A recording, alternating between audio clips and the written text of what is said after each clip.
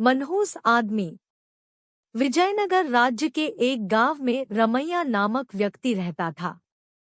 गांव के सभी लोग उसे मनहूस मानते थे।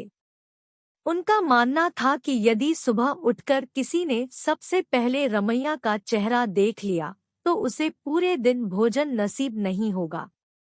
जब यह बात महाराज कृष्णदेव राय तक पहुंची तो उन्होंने इसकी वास्तविकता जानने का निर्णय लिया।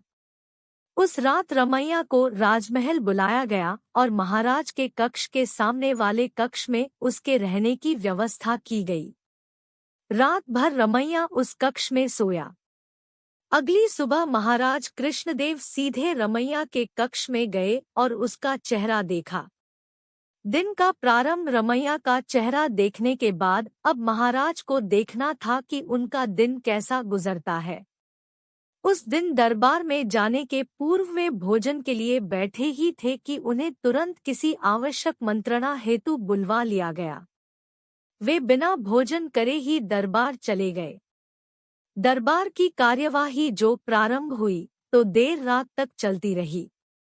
दरबार की कार्यवाही समाप्त होते तक महाराज कृष्णदेव राय को जोरों की भूख लगाई थी। जब उन्हें भोजन परोसा गया तो उन्होंने देखा कि उनकी थाली पर मक्खी बैठी हुई है। उन्होंने भोजन छोड़ दिया और अपने शयन कक्ष चले गए। कुछ देर बाद रसोइया जब पुनः भोजन बनाकर लाया तब तक उनकी भूख मर चुकी थी। वे बिना खाए ही सो गए। अब महाराज को विश्वास हो गया कि रमैया मनहूस है। उन्होंने उसे फांसी पर चढ़ा देने का आदेश दे दिया।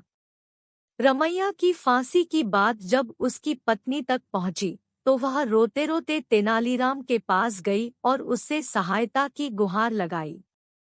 तेनालीराम ने उसे आश्वासन देकर घर भिजवा दिया। अगली सुबह जब सैनिक रमैया को फांसी पर लटकाने ले जा रहे थे तो रास्ते में उनकी भेंट तेनालीराम से हुई। तेनालीराम ने रमैया के कान में कुछ कहा और चला गया। इधर फांसी गृह पहुंचने के बाद सैनिकों ने रमैया से उसकी अंतिम इच्छा पूछी। रमैया ने कहा कि मैं महाराज को एक संदेश भिजवाना चाहता हूँ। एक सैनिक द्वारा वह संदेश महाराज तक पहुंचाया गया।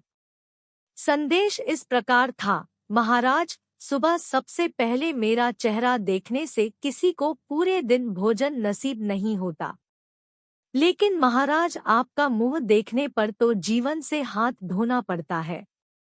बताइए ऐसे में ज्यादा मनहूस कौन है?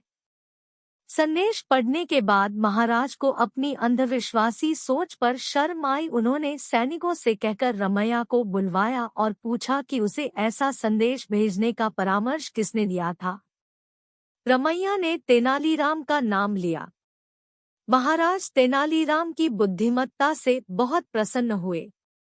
उन्होंने रमैया की फांसी की सजा निरस्त कर दी और तेनालीराम को पुरस्कृत किया। इस तरह तेनालीराम की वजह से रमैया के प्राण बच पाए। सीख: अंधविश्वास से दूर रहना चाहिए।